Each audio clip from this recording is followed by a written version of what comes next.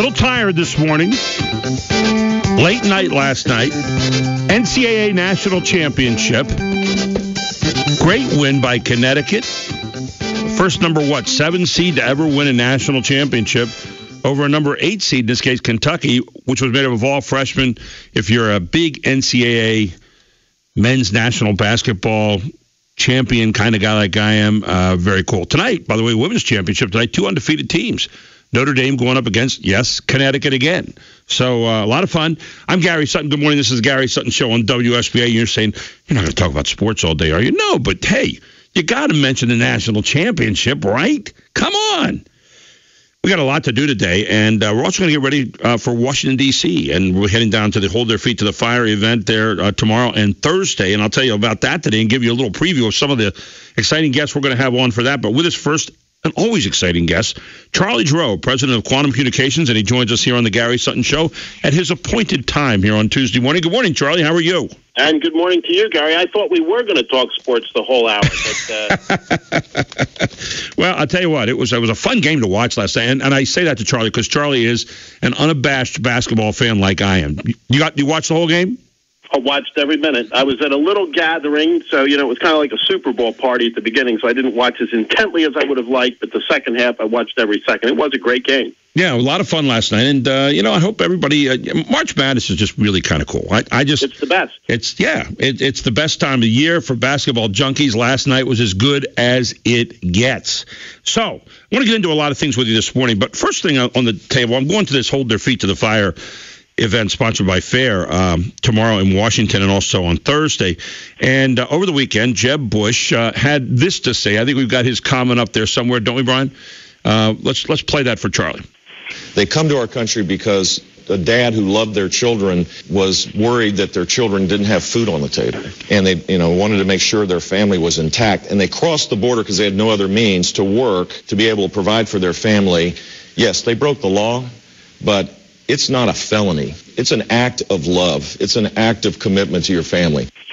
Charlie, we're back to that dilemma you and I talk about a lot. And he also said, to keep it in context, there are means by which we can control our border better than we have, and there should be penalties for breaking the law. But the way I look at it is this, and I'm going to say this, and it'll be on tape, so be it. The way I look at this, someone who comes to our country because they couldn't come legally, they come to our country because of their families. The dad who loved their children was worried that the children didn't have food on the table, and they wanted to make sure their family was intact. They crossed the border because they had no other means to work to be able to provide for their family. Yes, they broke the law, but it's not a felony. And then he said the thing about the act of love. Your thoughts about that comment by Jeb Bush over the weekend?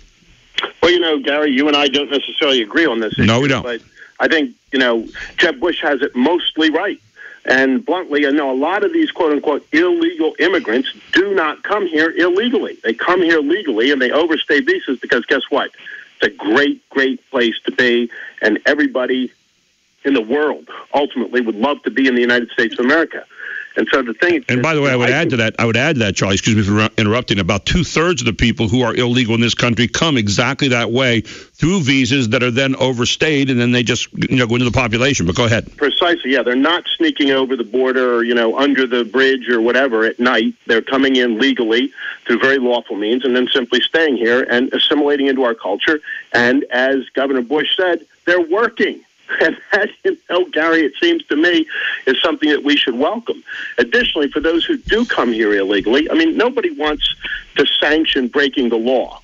But once it's broken, the question is, what do you do about it? And there has to be some sort of sanction. I don't know, too many people don't agree that there has to be some sort of penalty. But by the same token, to say, let's deport them all, because that's what the law allows, is both foolish from a policy perspective because you simply can't do it, but is also very, very harsh and sends the wrong message politically. And, I'm a political guy, so I understand real well when we get on our high horse and say, just throw them all out. And then we also, in the next breath, say, and by the way, if you are allowed to stay, could you please vote for us?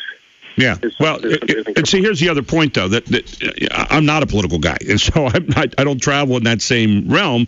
But, you and I both have respect for each other. And here's my point. So why don't we just say, however you can get here, get here. There was an old song about that, get here if you can. Well, okay, then if there are people standing in line they got to be the dumbest, most naive people in the world to be standing in line to come here illegally, because then we're going to put a little slap on the wrist of someone who didn't, or blended into the crowd after they got here and overstayed their visas, or crossed the border, north or south. And we're basically saying to them, okay, you came here, hey, you're working. We look at this illegal act differently than any other illegal act that we commit in this country. And we do it because we have basically, in my opinion, created a situation where we have a subset, not quite of slavery, but at least of depressed wages for people, and we can keep their thumb on them. And yeah, they're working, but what have they done to the jobs in our country, the living wages in our country, and those kind of things, when they allow themselves to not be allowed to come in with the same life, liberty, and pursuit of happiness that we all have as citizens? So to me, with a wink and a nod, we look the other way and we say, yeah, you're working. Okay, yeah, you're working over here, and we're making a lot more profit and paying you a lot less wages in the long run, and thus hurting the American economy. Well, my friend, you sound very much like some of the organized labor leaders who say that. Personally, I don't listen to organized labor. You know me, I listen to my own self, my own heart. So that's it. I'm just busting your stove I know. a little bit this morning. I'm pretty passionate about this, though, too. So, but that's the argument that some in organized labor make, although that argument is dissipating as well, because, to be very blunt, many of these folks are taking jobs that Americans simply won't do. It's as simple as that. And particularly here in South Central Pennsylvania, Gary, ask the agricultural industry and the fruit farmers in Adams County in particular how long their economy would last without that constant and steady pool of immigrant labor. Well, but if we want to talk about visiting workers and that kind of thing, I'll have that discussion with people. I don't mind that. I can understand some of that. But by the same token, what's amazing about this, Charlie, is, we look at the numbers here in the country, and I have looked at some of the numbers.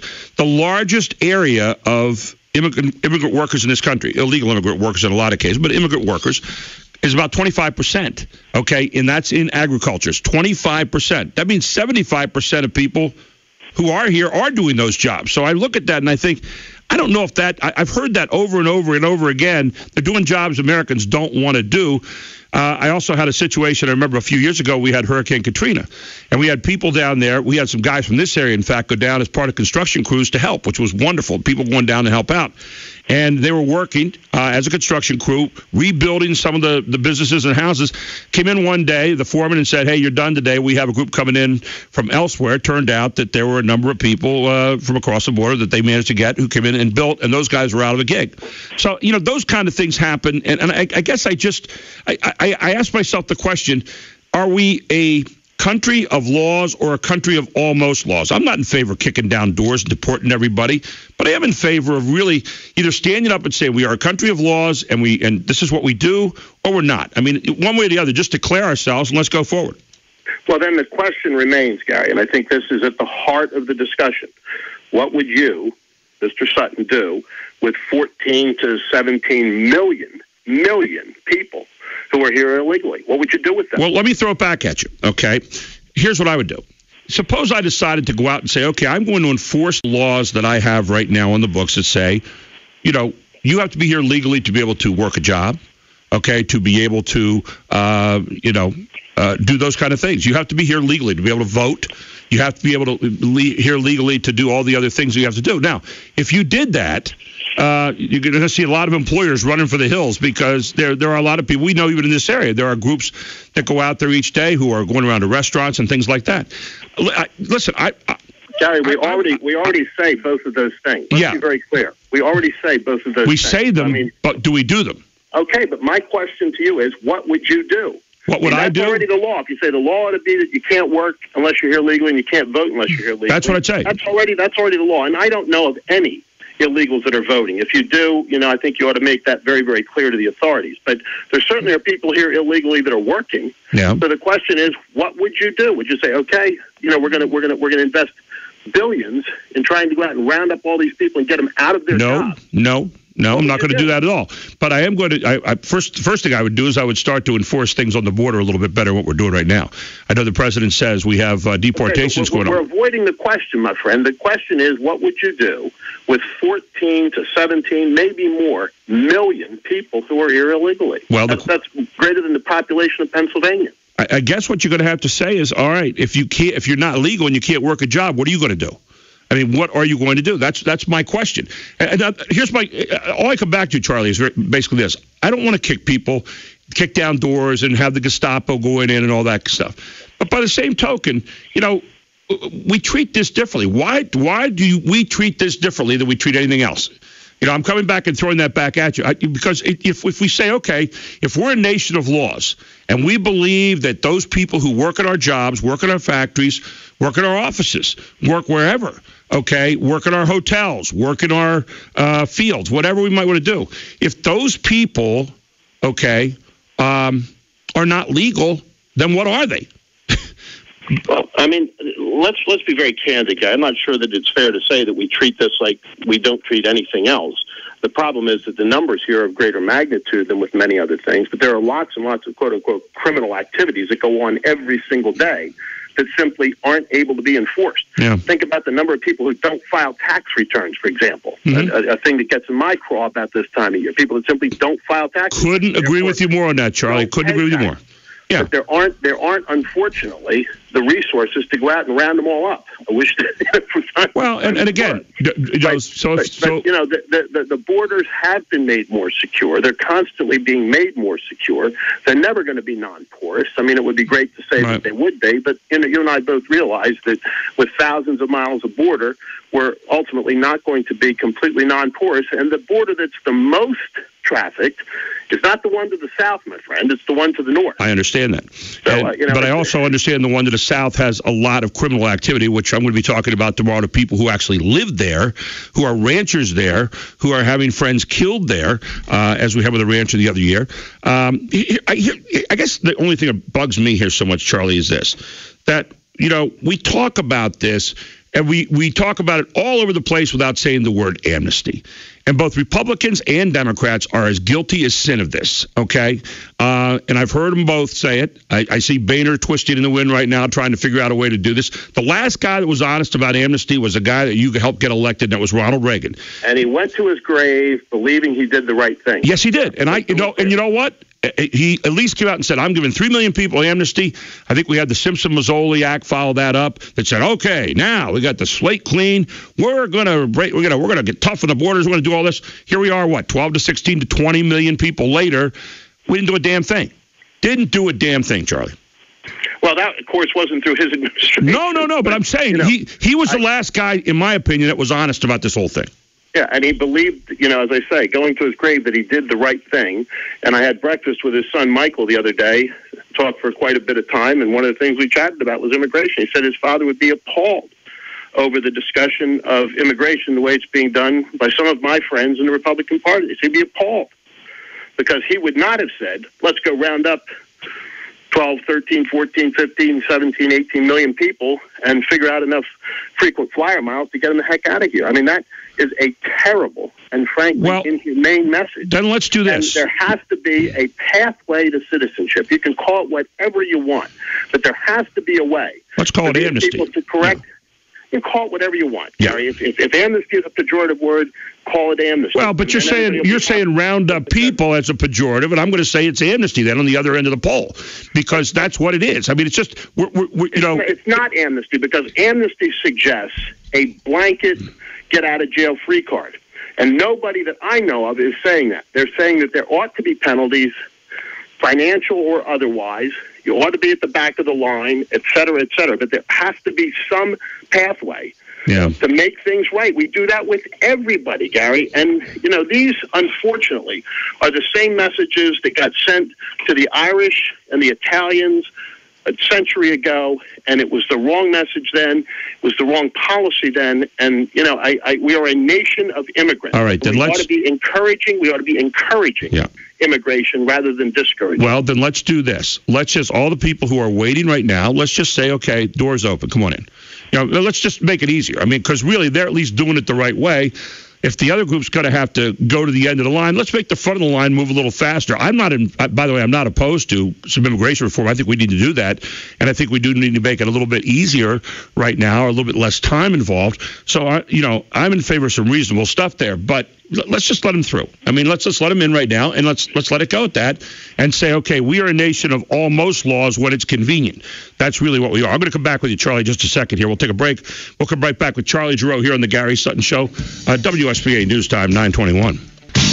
Nothing like a good debate to get the juices going in the morning. Charlie Gerow, my special guest and friend, and always love to debate. We'll still be able to have a liquid beverage somewhere or dinner afterwards. So, hey, we got a couple callers here for you, Charlie. You raised the hair this morning, so let's see what callers are in. Marie, you're with Gary Sutton and Charlie Gerow here on the Gary Sutton Show. Go ahead, Marie.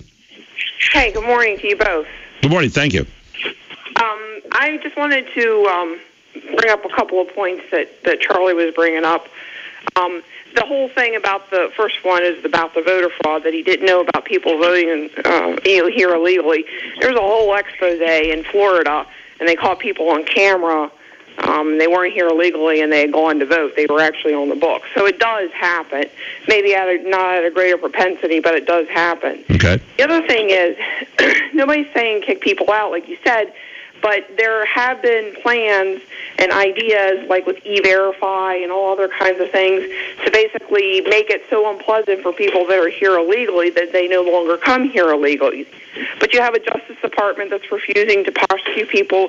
You have a president that was basically, executive orderly, signed in the DREAM Act. Mm-hmm. And you have all these things, and college tuition in some states now for illegals. You have things that are just making it too cushy here for illegals to get here and stay here. So there is no culture of like, let's make this uncomfortable so people no longer come here. And there's a moral argument, people are saying, well, they came here to feed their families and all that kind of stuff.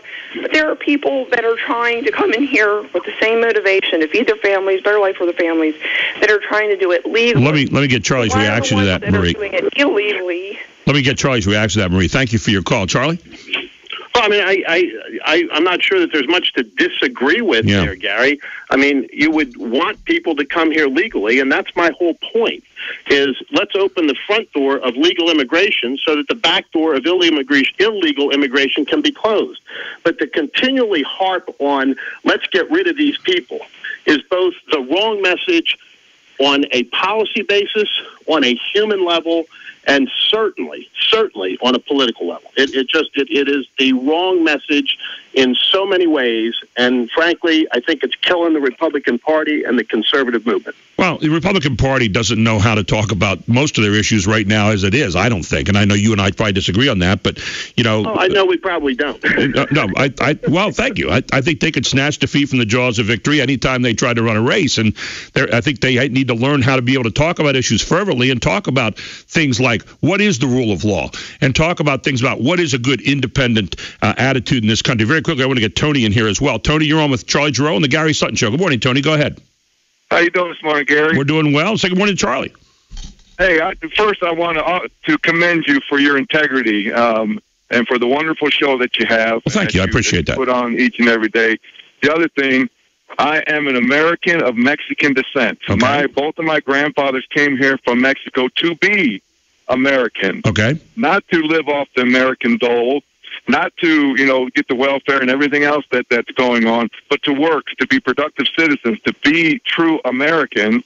And the other thing is, to help you along, as a Latino, I'm going to make you an honorary Latino, so you have been adopted as an honorary Latino. And to Charlie's point, why don't we just apply the same laws and regulations to them that the Mexican government applies to us and everybody else as far as their immigration policy? Now, did your parents come here legally? No. They didn't? Both of my grandfathers did not, but they went through the process. They got their citizenship. My grandfather worked for Ford for 41 years. He was a sergeant of arms in UAW to the day he died, uncontested. But, they came here to be Americans. My grandfather, you wouldn't even know that he spoke Spanish, my Grandpa Mendez. unless he spoke Spanish to you. Let me ask you this question, and again, I'm the idea that they came here illegally. How do you work that in? I mean, they obviously both did it the right way. Then after they got here, they went forward. And by the way, I am honored to be an honorary Latino. Thank you very, very much. This is not about Latino. And let me just interject for a second, Gary, so Tony knows. Gary's honored to be an honorary Latino. I don't have to be one because I was born one. There you go. A lot of folks don't realize I'm an immigrant myself, and, surely speak the King's English, I believe. A lot of folks would not mistake my accent for a Latino one, but I just want to make that very clear.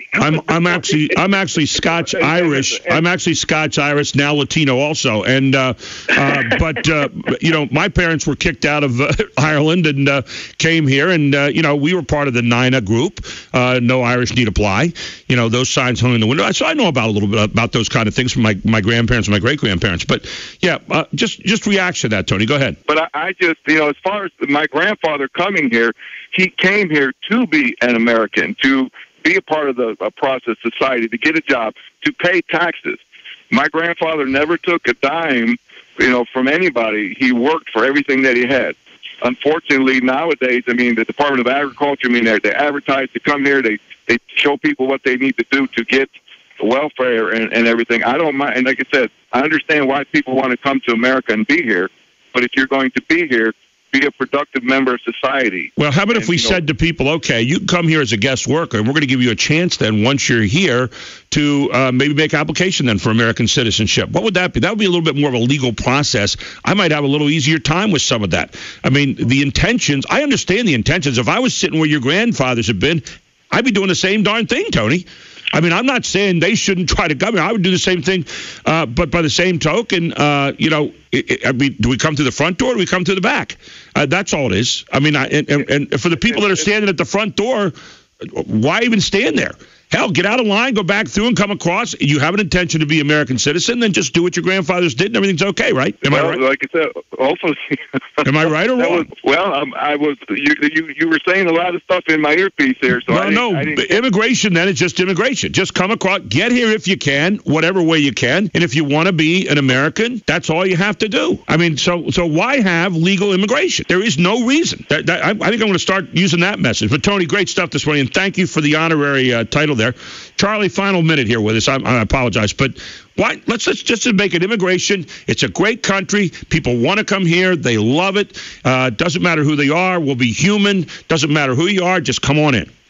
I don't think anybody's saying that, Gary. I really don't. But I think we are saying there have to be pathways to allow those who want to come here to WORK to do it, and to do it legally and to do it properly. We're a nation of immigrants. It was built by folks like your grandfathers who came here from Ireland and mine who came from South America, and that's the greatness of America. And bluntly, the question that still is not answered is, by those who want to say, hold somebody's feet to the fire, A, whose feet and whose fire? Yeah. But B, what do you do with 15 or more million people who are already here illegally? They simply can't answer that question. How about if we start to enforce our laws where they are on the borders? How about if we start to enforce our laws? Answer the question, Gary. How about if we start? No, I'm trying. Already here. You interrupted me. I'm trying to answer the question. I'm sorry. Okay, we start to enforce our laws on the border, which we were supposed to do when Ronald Reagan said, let's take care of this small group, and then let's start to do what we're supposed to do.